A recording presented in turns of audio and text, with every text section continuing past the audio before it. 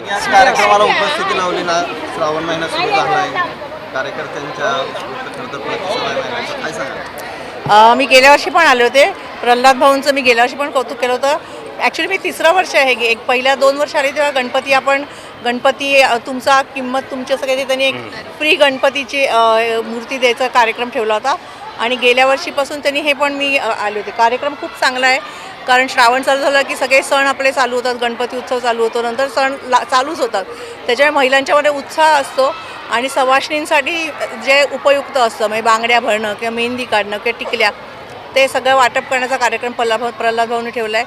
त्याला मी उत्साहाने मी पण आलेली आहे बांगड्या भरायला. म्हटलं की परत आता निवडणुकीच्या वेळेस येणार आहे, काय निवडणुकीची तयारी चालू झाली? तुम्ही बघत नाही का टीव्हीवरती? निवडणुकीची तयारी चालू झाली आमची. तुम्ही असं म्हणालात की महिला खुश झाली की एक कुटुंब खुश होतं. सध्याची लाडकी बहीण योजना आणलेली आहे, त्याचा काय फायदा महिलांना होईल असं तुम्हाला वाटतं का, की फक्त ही निवडणुकीपुरतंच आणलेलं आहे?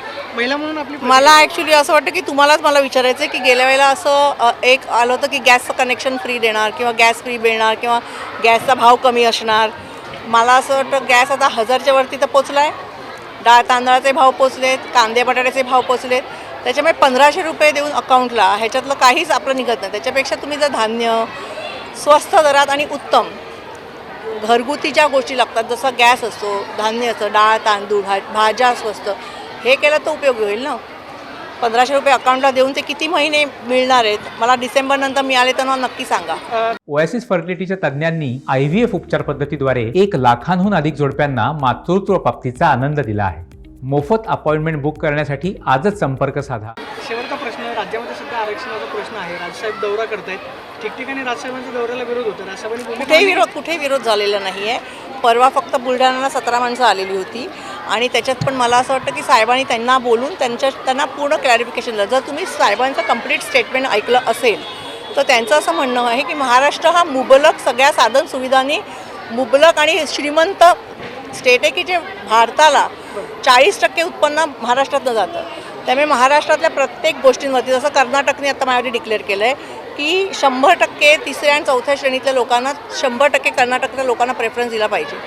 तसंच आपल्या इकडे केलं की शिक्षण संस्थांमध्ये किंवा नोकरी धंद्यांमध्ये महाराष्ट्राचे वर्षोनवर्ष राहतात, मग ते कुठच्याही जाती धर्माचे असू देत, पण जे महाराष्ट्रात वर्षोनवर्ष राहत आहेत, पिढ्यानपिढ्या राहत आहेत, त्यांना जर तुम्ही प्रेफरन्स दिलात तर तुम्हाला ह्या रिझर्वेशनची गरजच भासणार नाही.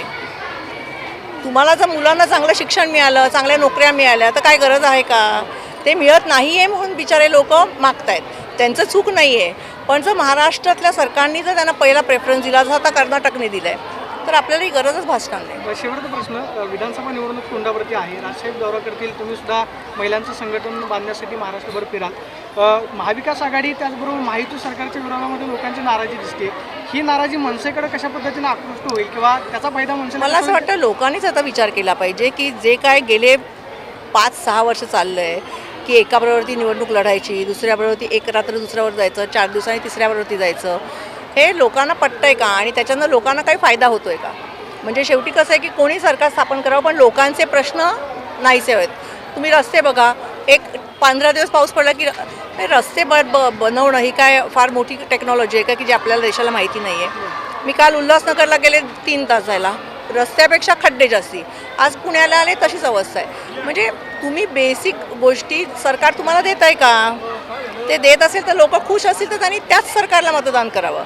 की तुम्ही खुश आहात, तुम्हाला शाळेला ॲडमिशन मिळत आहेत, तुम्हाला कॉलेजला ॲडमिशन मिळत आहेत, तुम्हाला नोकऱ्या मिळत आहेत, तुमच्यावरती इन्कम टॅक्सच्या ईडीच्या रेट्स पडत नाही आहेत आणि सगळे रस्ते बिस्ते सुरसुरीत आहेत, तुम्ही नक्की त्यांना मतदान करा.